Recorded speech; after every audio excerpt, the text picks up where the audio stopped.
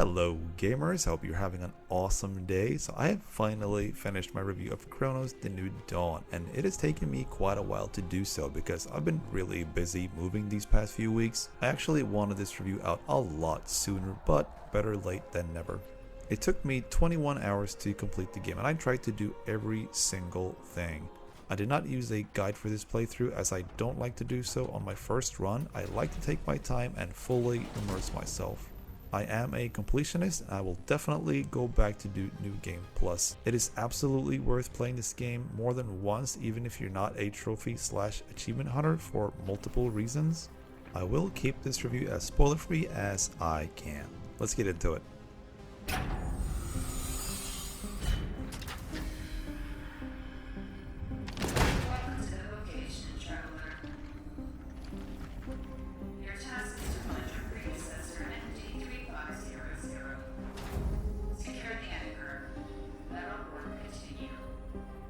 Cronos The New Dawn has been developed and published by Polish studio Bloober Team, the team most commonly known for their Silent Hill 2 remake, which they released last year on October 8th.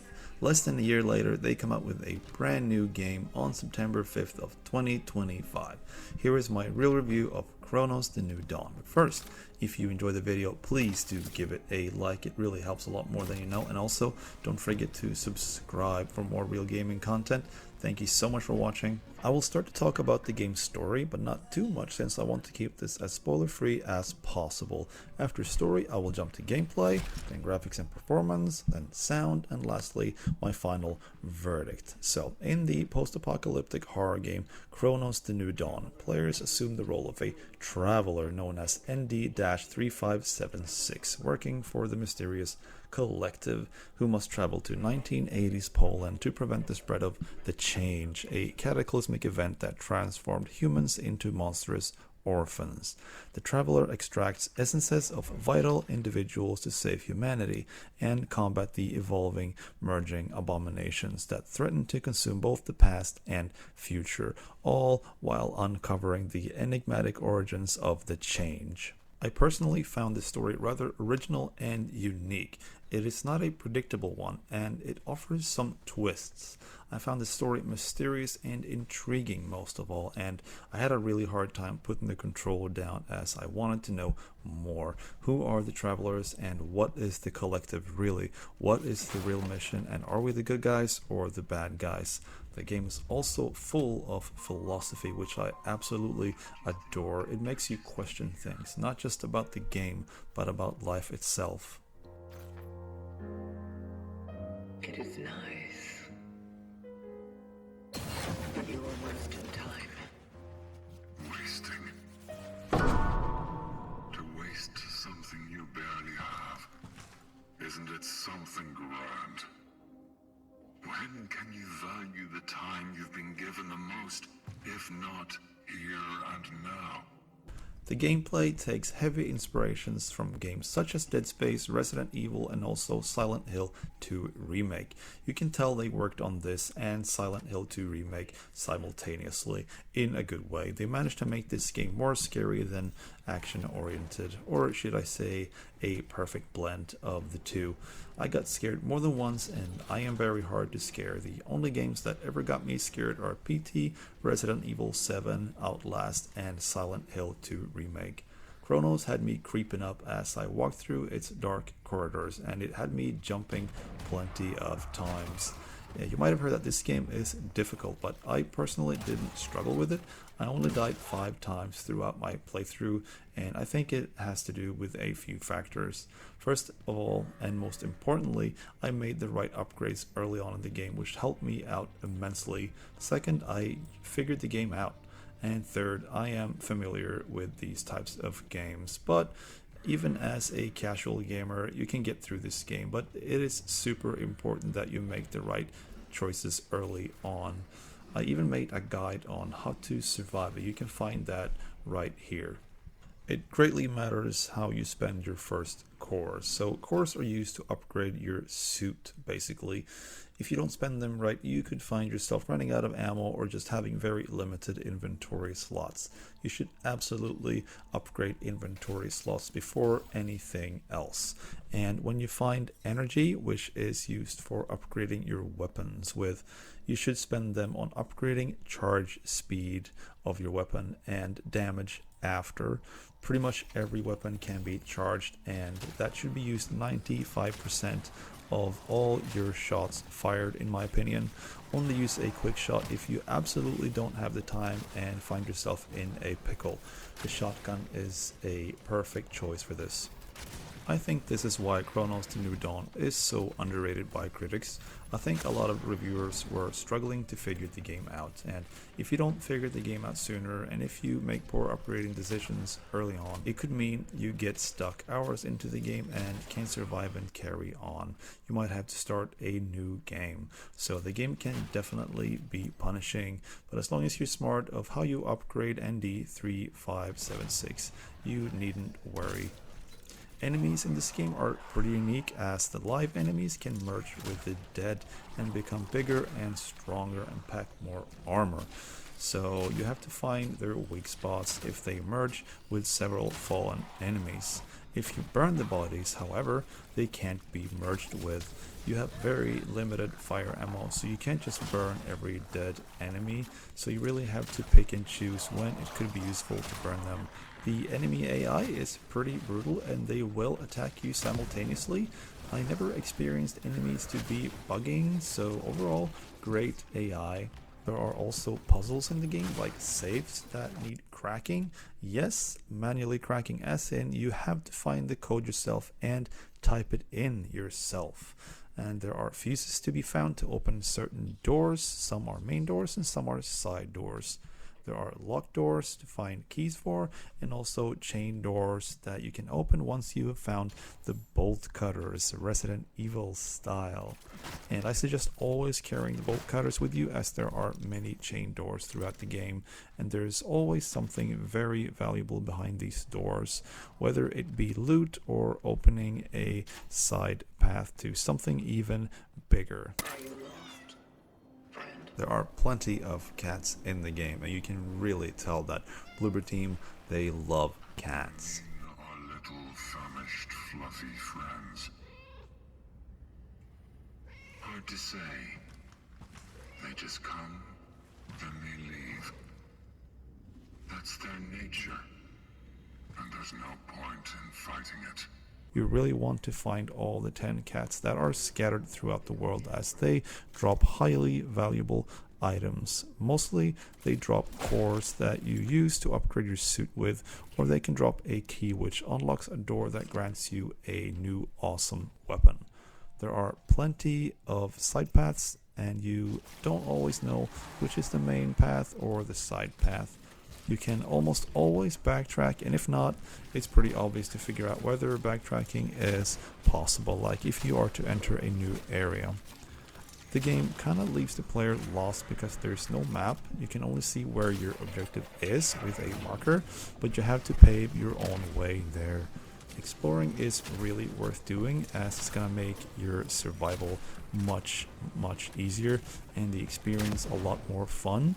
In a lot of games there are exploration just to find collectibles to acquire specific trophies or achievements. Cronos really incentivizes you to explore for your own benefit, to help you on your journey, rather than just scattering collectibles out everywhere for the sake of collecting. The action in this game is very much akin to that of Dead Space, with how your character moves and how you melee attack. So punching and stomping is pretty much exactly the same, and I don't see this as a negative, as it fits perfectly within the game, and the attacks packs just as much impact as they do in Dead Space.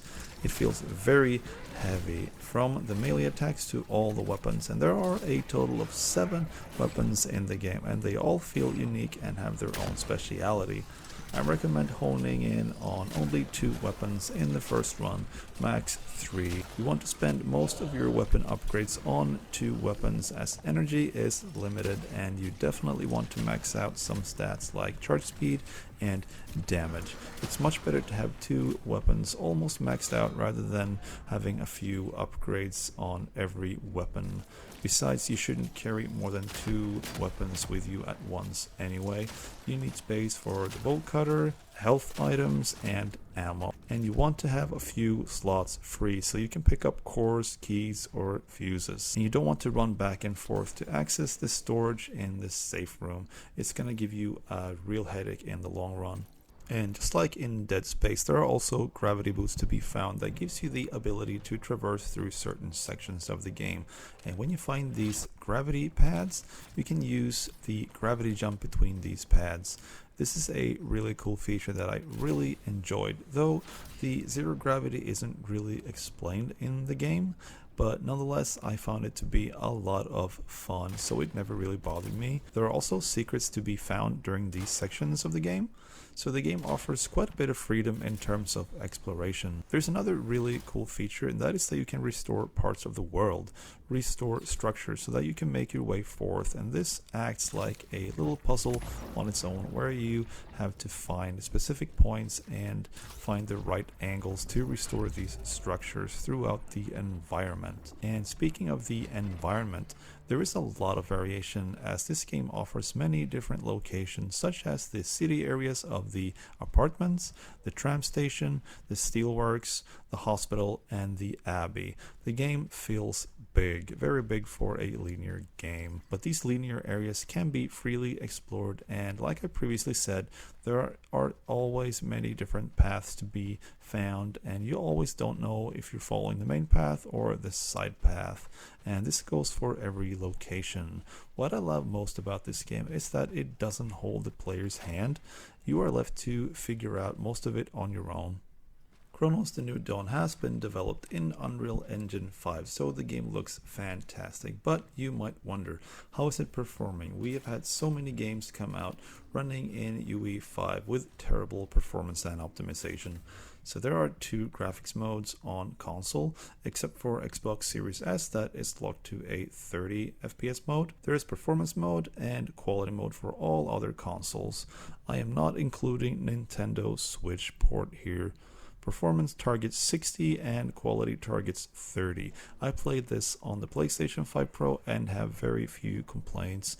I can already confirm that this game is running at a locked 30 FPS in the quality mode on all consoles. I am basing this on the Digital Foundry's analysis as I do not own all the consoles to test them out myself. So how's the performance mode? The PS5 Pro is mostly keeping a 60 FPS lock. Xbox Series X is in between PS5 and PS5 Pro. Base PS5, on the other hand, is sadly struggling more often when stomping enemies, incinerating walls, or moving between major areas is where the FPS tanks down to the 40s on the base PS5. But in general gameplay, it most often keeps a 60 FPS target, but with heavy drops to the 40s in certain scenarios. On the PS5 Pro, there is one instance where the FPS drops to the 40s, and that is when incinerating walls, but it's only for a few seconds. It's nearly a log 60 FPS on PS5 Pro.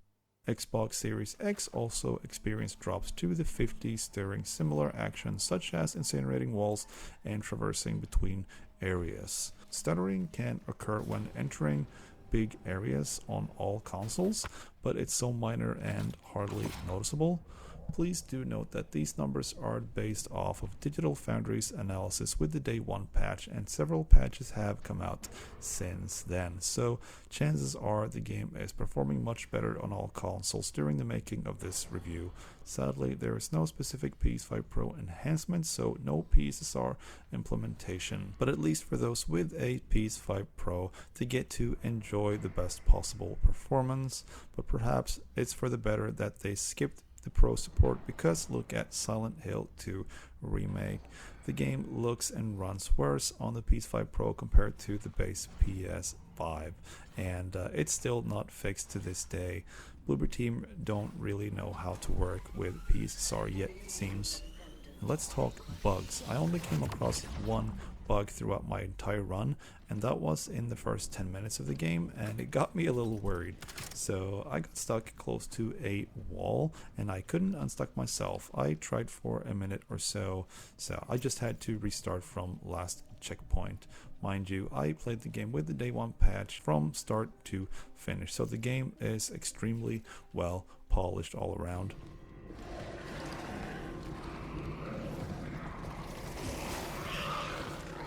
The sound plays a huge part in Cronos The New Dawn. Without this amazing sound, it wouldn't be nearly as scary and intimidating.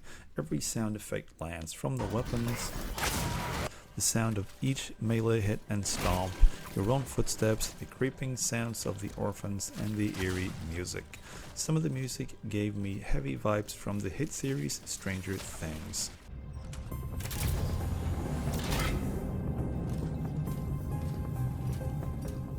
It fits so well. I really don't have any complaints about the sound effects or the music. So how is the voice acting? Safe? Are you fucking blind? Look at him! I just wanted to find my brother, bring him back home with it. I think all the voice actors did a phenomenal job, but also the facial animations look great. The voice actor for ND3576 sounds so monotonous, and it fits. I won't say why, because then I'd be entering spoiler territory. I really don't have much to say about the sound as a whole, as I think it's nailed perfectly. The pain! Our pain! I thoroughly enjoyed my time with Cronos The New Dawn from start to finish, and I had a very hard time putting the controller down. I am a family man with a full-time job, so my time is limited. It's not often that I finish a game nowadays, especially when I also want to create more content for the channel and keep up with new games. If I am to keep up with the latest games, it means I often have to leave games unfinished, but I always come back to them later when so many games aren't releasing. There's been just way too many amazing games to have come out lately, now in September and October, and it's been really hard to keep up. I wish I had more time for this because I am really passionate about gaming. This game honestly had me putting other games aside because that's just how good it is. Some complain that this game is missing a more advanced combat system, like a dodge mechanic to avoid incoming enemy attacks, but I strongly disagree with this, as it would have made the game way too easy and it would have taken the horror out of the game too. A bit like the old school Resident Evil games, like where you could not move and shoot at the same time. It created more panic and tension, and well, it just contributed to being a more horrific experience. So I'm just really happy that there isn't a dodge mechanic in Cronos, and besides, it also fits well with your character, and I won't say why, because then again I'd be entering spoiler territory, but to me it makes sense and fits perfectly. I only have one major complaint about the game, and that is the ability to change the over-the-shoulder side, as that would have helped a lot when slowly walking alongside walls and peeking and looking for traps, because it really leaves you very exposed with just having the camera locked to one side. Other than that, and some minor performance issues, the game is near perfect. This game came out a complete package on day 1, and it's not often that we see that with games anymore, sadly. So it included New Game Plus at launch, which offers great replayability with more difficulty options, and there's no sign of DLC, which saddens me at the same time, honestly, because hey, I want more Cronos. When I played Cronos The New Dawn, I felt like I was playing an older game, like a game from the PS3 era. Not in a bad way, not that the game itself feels old, but it plays like an old game where it's just a very simple and complete polished product on day 1, and it made me feel the same way I felt when I originally played the first Dead Space that came out in 2008. It hooked me from start to finish. It was new and exciting, a new breed of survival horror. Cronos The New Dawn came out with a price tag of a AA game, but with every sign of it feeling nothing but a AAA game. Even though this game is sharing similarities to Dead Space, Resident Evil and Silent Hill 2 Remake, it is still, however, doing its own thing, and it does feel unique. If you are a fan of survival horror games, you owe it to yourself to play this. I am giving Cronos The New Dawn a solid 9.5 out of 10. If you enjoyed my real review of Cronos The New Dawn, please do give it a like, as it helps a lot more than you know. And if you didn't, give it a dislike. And also please comment and let me know what you think of my review. And also, if you played the game, please share your thoughts on it below. And if you haven't, please let me know if you found this review useful. And if you want more real gaming content, you know what to do. Subscribe if you haven't already. Thank you so much for watching. Keep it real and happy gaming. Something